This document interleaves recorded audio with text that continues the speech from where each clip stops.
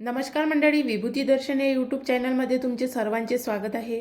आपल्या हिंदू धर्मातील कार्तिक महिन्याला खूप महत्त्वाचं स्थान आहे आणि म्हणून या कार्तिक महिन्यामध्ये शुक्ल पक्षातील एकादशीला भगवान विष्णू आपल्या 4 महिन्याच्या निद्र अवस्थेतून जागे होतात आणि भगवान विष्णू आपल्या निद्रस्थ अवस्थेतून जागे झाल्यानंतर सर्व प्रकारच्या शुभ कार्यांना आणि मंगल कार्यांना सुरुवात होते.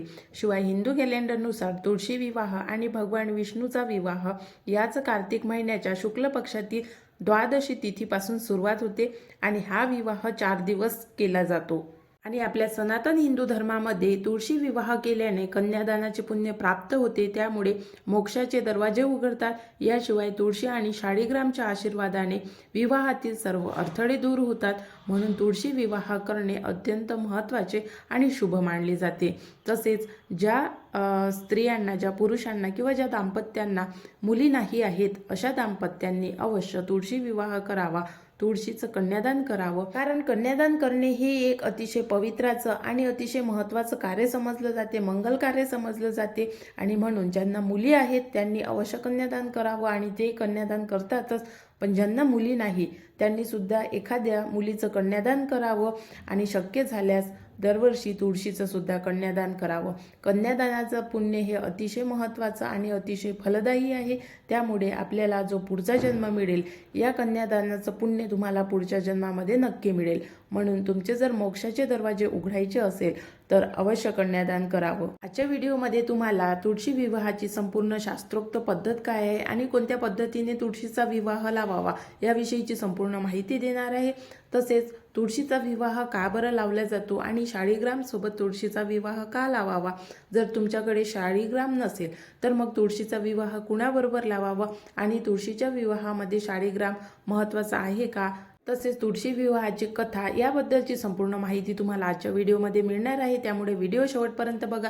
आणि जर तुम्ही विभूती दर्शन या यूट्यूब चॅनलवर नवीन आहात तर चॅनलला सुद्धा सबस्क्राईब करा आणि बेल आयकॉनला प्रेस करा आणि व्हिडिओ जास्तीत जास्त शेअर करा. आणि तुम्हाला जर काही प्रश्न असेल तर ते सुद्धा कमेंट्स करून तुम्ही मला विचारू शकता. चला तर व्हिडिओला सुरुवात करू. सर्वात आधी तुळशीचा विवाह कधी करावा, कोणी करावा. तर तुळशीचा विवाह हा नेहमी संध्याकाळच्या वेळी, म्हणजे ज्यावेळी गोधन आपल्या घरी परत येते त्यावेळी तुळशीचा विवाह केला जातो किंवा करावा असं शास्त्र सांगतं. आणि तुळशीचा विवाह कोणी करावा तर अविवाहित मुलांनी आणि मुलींनी तुळशीचा विवाह कधीही करू नये. तर लग्न झालेल्या दाम्पत्यांनीच तुळशीचा विवाह करावा आणि त्यांनीच कन्यादान करावं. आणि तुळशी विवाहाचा शुभ मुहूर्त हा कार्तिक एकादशी झाल्यानंतर म्हणजे द्वादशीच्या दिवसापासून सुरुवात होणार आहे. द्वादशीचा दिवस हा 24 नोव्हेंबरचा आहे आणि या दिवसापासून तुळशीच्या लग्नाला, तुळशीच्या विवाहाला सुरुवात होत आहे. त्यामुळे तुम्ही 24 नोव्हेंबर, 25 नोव्हेंबर, 26 नोव्हेंबर आणि 27 नोव्हेंबर या 4 दिवसांमध्ये तुळशीचा विवाह कोणत्याही दिवशी करू शकता. परंतु आपल्या मान्यतेनुसार असं म्हणतात की शनिवारी तुळशीचा विवाह करू नये किंवा मग रविवारी सुद्धा तुळशीचा विवाह करू नये. तर 4ही दिवस शुभ आहे. कोणत्याही या दिवशी अशुभ वेळ किंवा अशुभ काळ किंवा कोणतीच अशुभ तिथी अतीत आलेली नाही आहे. त्यामुळे या 4 दिवसांपैकी कोणत्याही दिवशी तुम्ही तुळशीचा विवाह करू शकता. आणि तुळशी विवाहाची समाप्ती ही 27 नोव्हेंबरला दुपारी 2:45 होणार आहे. त्यामुळे या तुळशी विवाहाच्या प्रसंगी किंवा तुळशी विवाहाच्या काळामध्ये सिद्धियोग, सर्वार्थ सिद्धियोग आणि अमृत सिद्धियोग तसेच अद्भुत शुभयोग हे जोडून आलेले आहे. म्हणून या काळामध्ये तुळशीचे पूजन आणि भगवान विष्णूचे पूजन करणे शुभ मानले गेले आहे. आणि म्हणून तुम्ही सुद्धा या काळामध्ये भगवान विष्णूचे आणि माता तुळशीचे पूजन करा. माता तुळशी हे लक्ष्मीचे स्वरूप आहे, तर भगवान विष्णू आणि माता तुळशी यांचं पूजन करणे अत्यंत फलदायी मानलं गेलं आहे. म्हणून अवश्य तुळशीचं लग्न करा आणि आपल्याच्याने होईल तेवढी तुळशीची आणि भगवान विष्णूची सेवा या काळामध्ये अवश्य करा. आता तुळशी विवाहाची योग्य पद्धत काय आहे, कोणत्या विधीनुसार तुळशीचा विवाह करावा. तर आपण ज्याप्रमाणे दरवर्षी तुळशीचा विवाह करतो त्याचप्रमाणे आपल्याला यावर्षी सुद्धा तुळशीचा विवाह करायचा आहे. तुळशीच्या विवाहाची प्रथा कशी आहे तर दरवर्षी तुळशीला आणि भगवान विष्णूला किंवा मग श्रीकृष्णाला आणि शाळीग्राम असेल तर मग शाळीग्रामला हळद लावून आधी हळद लावली जाते. जर तुम्ही तुळशीचा विवाह आज करत असाल तर मग आदल्या दिवशी हळद लावावी आणि जर तुम्हाला शक्य नसेल तर मग ज्या दिवशी तुळशीचा विवाह करायचा आहे त्याच दिवशी सकाळी हळद लावून ठेवावी. आणि त्यानंतर संध्याकाळच्या वेळी किंवा मग आपली ज्यावेळी देवपूजा असते त्यावेळी पंचामृताने अभिषेक करून त्यांना स्नान घालावं.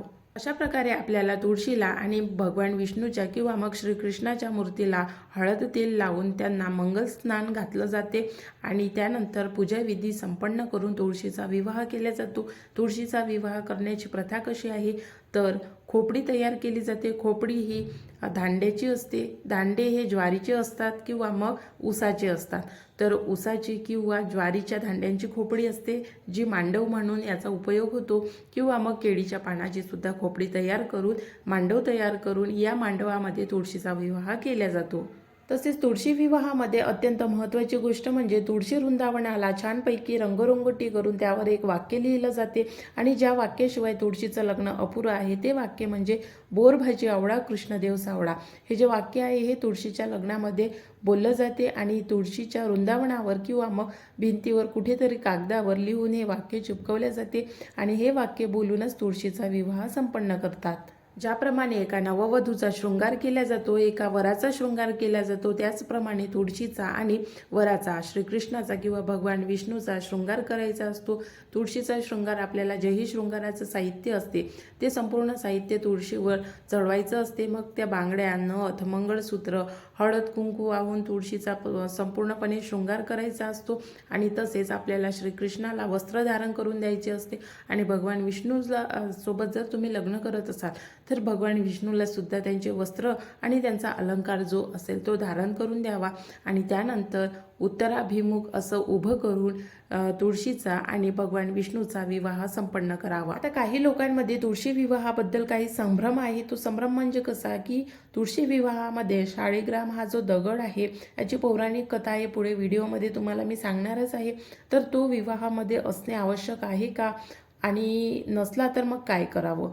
ज्यावेळी तुम्हाला तुळशी विवाहाची पुढे व्हिडिओमध्ये कथा सांगणार आहे त्या व्हिडिओमध्ये शाळीग्राम दगड म्हणजे कोण आहे आणि जर तुम्हाला माहीत असेल तर शाळीग्राम दगड म्हणजे भगवान विष्णूचंच रूप आहे. कारण तुळशीने भगवान विष्णूला म्हणजेच वृंदाने भगवान विष्णूला श्राप दिला होता आणि ज्यावेळी वृंदा आपल्या पतीसोबत सती केली होती म्हणून भगवान विष्णूचं रूपांतर हे शाळीग्राम दगडामध्ये झालं होतं.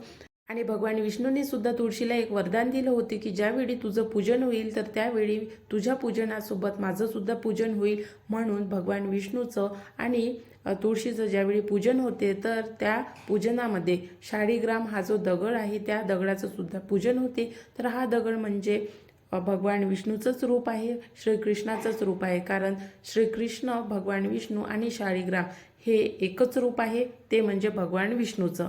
त्यामुळे तुळशीच्या पूजनामध्ये तुमच्याकडे जर भगवान विष्णूची मूर्ती असेल, श्रीकृष्णाची मूर्ती असेल किंवा मग शाळीग्राम दगड असेल किंवा शाळीग्राम दगडापासून बनलेली भगवान कृष्णाची किंवा विष्णूची मूर्ती असेल तर चालेल आणि जर नसेल तर मग तुमच्याकडे कोणत्याही प्रकारची कोणत्याही धातूची मूर्ती श्रीकृष्णाची आणि भगवान विष्णूची असेल तर त्यांच्यासोबत तुम्ही तुळशीचा विवाह केला तरी चालेल. आणि तुम्हाला जर शाळीग्राम हा दगड मिळाला तर अवश्य खरेदी करावा आणि आपल्या घरातील देवघरामध्ये अवश्य ठेवावा आणि तुळशीसोबत या दगडाचं अवश्य पूजन करावं.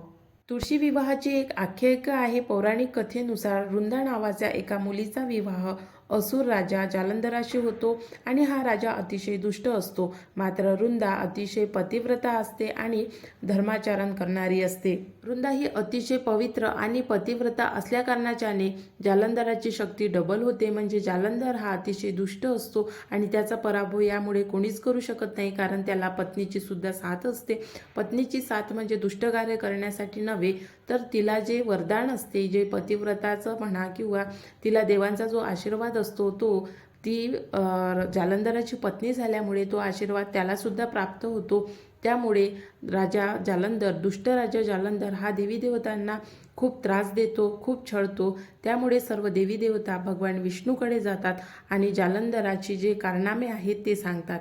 त्यावर भगवान विष्णू एक उपाय काढतात आणि तो उपाय असा असतो की जालंधराच्या पत्नीचं म्हणजे रुंदेचं जे पावित्र्य आहे ते मोडून जर काढलं तर जालंधराची शक्ती कमी होते आणि त्यामुळे भगवान विष्णू जालंधराचे रूप धारण करून रुंदेचं पावित्र्य भंग करतात आणि यानंतर महादेव असुरांचा राजा जालंधराचा वध करतात. आणि जालंधराचा वध झाल्यामुळे त्याची पत्नी रुंदा ही सुद्धा त्याच्यासोबत सती जाते. पण पौराणिक कथामध्ये वेगवेगळ्या प्रकारच्या या कथा आहेत. तर या कथेमध्ये भगवान विष्णू या सर्व प्रकाराने दुःखी होतात आणि जिथे रुंदा सती गेलेली असते तिथे तुळशीचं एक रोप लावते आणि रुंदेवर केलेल्या अन्यायाचे परिमार्जन व्हावे म्हणून कृष्णावतारात रुक्मिणीचा जन्म घेऊन रुंदा भगवान श्रीकृष्णासोबत रुक्मिणी लग्न करते आणि तो दिवस असतो कार्तिकी द्वादशीचा आणि त्या दिवसापासूनच तुळशी विवाहाला प्रारंभ होतो आणि म्हणून आजही ही प्रथा सुरू आहे आणि कार्तिकी द्वादशीच्या दिवसापासूनच तुळशी विवाहाला सुरुवात होते आणि तुळशी विवाहाला कार्तिकी पौर्णिमेला समाप्ती होते. त्यामुळे कार्तिक पौर्णिमेची समाप्ती 27 तारखेला 27 नोव्हेंबरची आहे.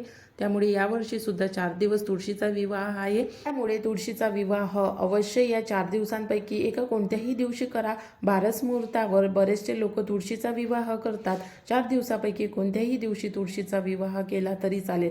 एखाद्या वर्षी तुळशीचा विवाह एखाद्या दिवशी होऊ शकत नाही कारण त्या दिवशी अशुभ तिथी नसते किंवा मग कोणता तरी अशुभ योग असतो म्हणून तुळशीचा विवाह होऊ शकत नाही.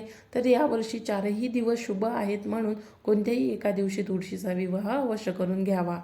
तर अशा प्रकारे तुळशीचा विवाह कसा करावा, कोणी करावा, केव्हा करावा आणि तुळशीचा विवाह शाळीग्राम नसेल तर मग कसा करावा याची संपूर्ण माहिती तुम्हाला मी आजच्या व्हिडिओमध्ये दिलेली आहे. त्यामुळे तुम्ही जर व्हिडिओ पूर्ण बघितला असेल तर चॅनलला सबस्क्राईब करा आणि व्हिडिओला लाईक करायला अजिबात विसरू नका. सोबतच जास्तीत जास्त व्हिडिओ शेअर करा आणि जर तुम्हाला काही प्रश्न पडले असतील तर ते सुद्धा तुम्ही मला कमेंट्स करून विचारू शकता. तुळशी विवाहातील आणखी बरेचसे व्हिडिओ मी आपल्या चॅनलवरती टाकलेले आहे. जर ते तुम्ही बघितले नसेल तर नक्की बघा. त्या व्हिडिओमध्ये मी तुळशी विवाहासाठी लागणारे जे साहित्य आहे, सामग्री आहे त्याची माहिती दिलेली आहे. तसेच तुळशी वृंदावन आपल्या अंगणामध्ये का असणे गरजेचे आहे आणि का असावे याची सुद्धा माहिती दिलेली आहे. तुळशी वृंदावन जर तुमच्या अंगणामध्ये नसेल तर तुमच्या घरामध्ये निश्चितच लक्ष्मीचा वास नसतो. म्हणून तुळशी वृंदावन हे प्रत्येकाच्या अंगणामध्ये असणे आवश्यक आहे.